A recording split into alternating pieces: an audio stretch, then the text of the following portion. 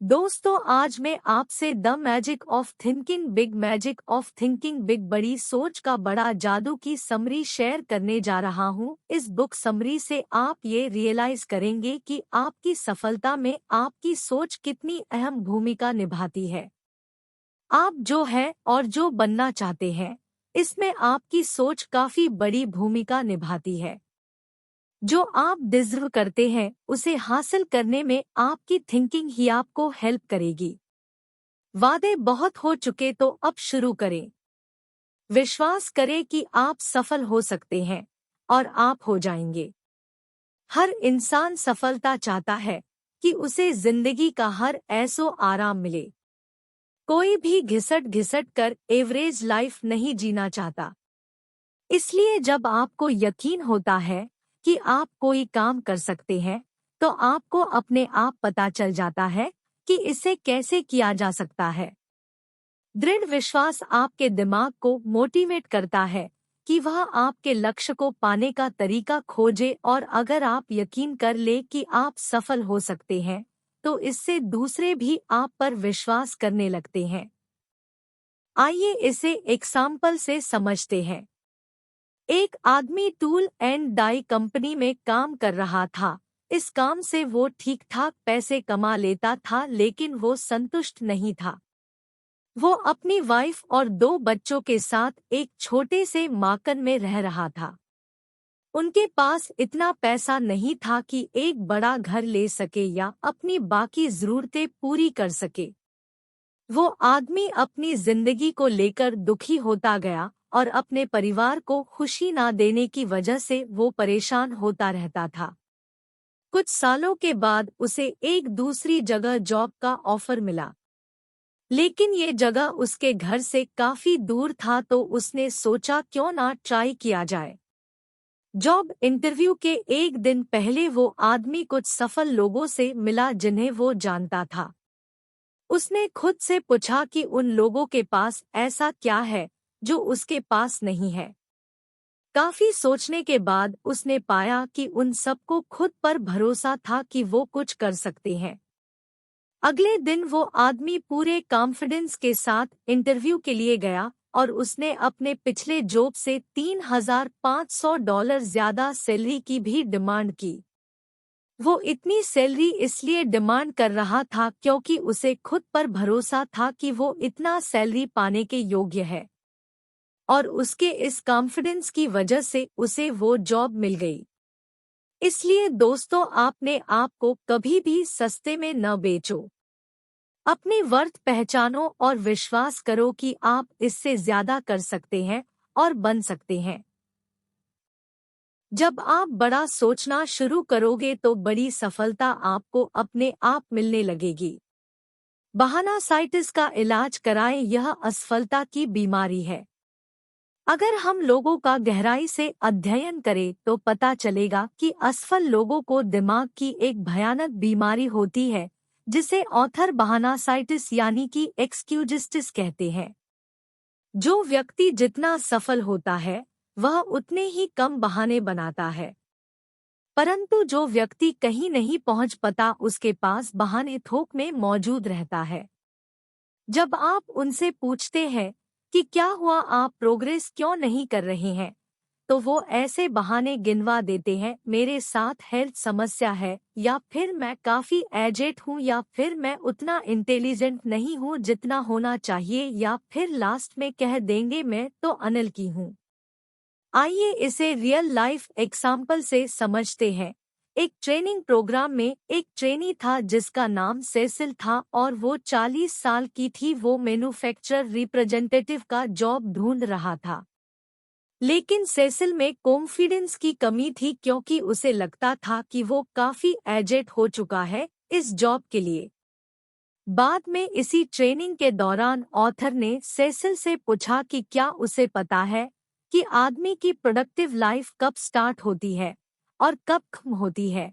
तो इस पर सेसिल ने कहा कि आदमी 20 से लेकर 70 साल तक काम कर सकता है, और अपने इस जवाब से वो खुद ही हैरान था क्योंकि इससे उसका उम्र का बहानासाइटिस तत्काल खत्म हो गया।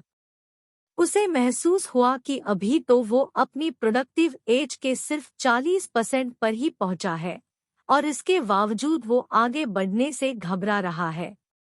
इसलिए दोस्तों, कभी भी दिवा स्वप्न न देखें। अपने मानसिक ऊर्जा को ऐसे सपने देखने में जाया जा न करें जिसमें बिना मेहनत के सफलता हासिल की जा सकती हो। हम किस्मत के सहारे सफल नहीं होते। सफल उन चीजों को करने से आती है और उन सिद्धांतों में महारथी बनाने से मिलती है जो सफलता में सहायक होते हैं। प्रमोशन, जीत, लाइफ की अच्छी चीजों में किस्मत का सहारा न ले। किस्मत से ये चीजें नहीं मिला करती है। इसके बजाय आप अपने आप में ऐसे गुण विकसित करें कि आप सचमुच में एक विजेता बन जाए। नंबर 3, विश्वास जगाए और डर भगाए। कुछ लोगों के लिए डर सिर्फ मनोवैज्ञानिक है, लेकिन सच तो ये है कि डर वास्तव में होता है और इससे पहले कि हमारा डर हमें कंट्रोल करे, हमें इसे पहचानना होगा। आइए इसे एक एग्जाम्पल से समझते हैं। द्वितीय विश्व युद्ध में नेवी ने ये फैसला लिया कि इसके सभी न्यू रिक्रूट्स को तैरना आना चाहिए। ज्यादातर यंग बॉयज थे और इनमें से कुछ को पानी की गहराई से डर लगता था। इनके ट्रेनिंग के लिए स्विमिंग क्लास आयोजित की गई। इस ट्रेनिंग के लिए उन्हें 6 फीट ऊंचे स्टैंड से 8 फीट गहरे पानी में जंप मारने को बोला गया, पर पानी में जंप मारने की किसी की हिम्मत नहीं हुई। ऑफिसर को एक आइडिया आया।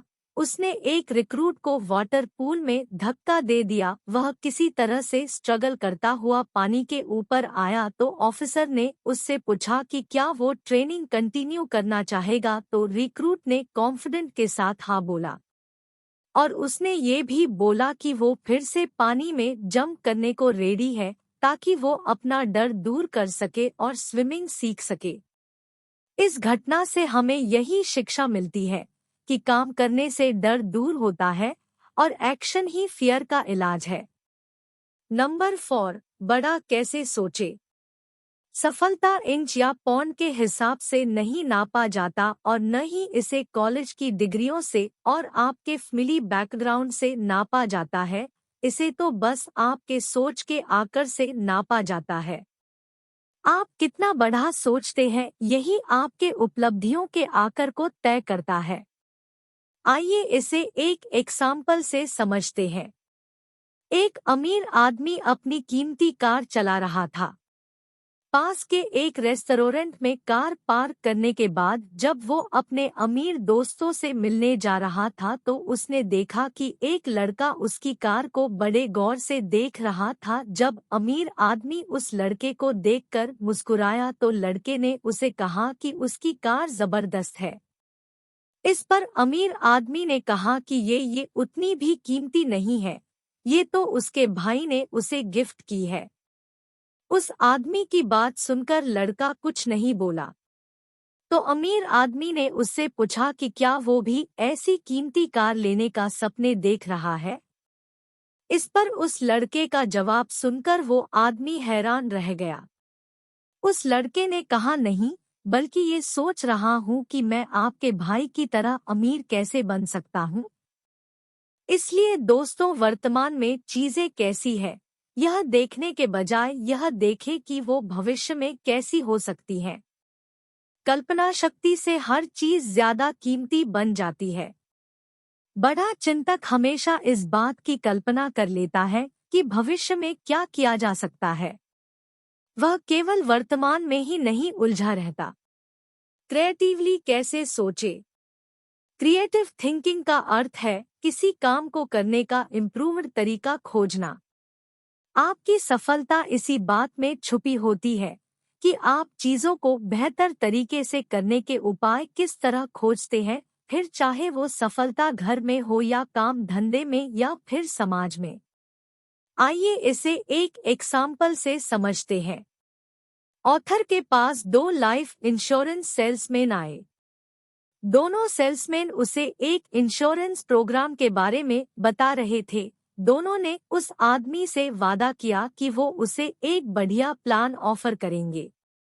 फर्स्ट सेल्समैन ने ऑथर को एक ओरल प्रेजेंटेशन दी।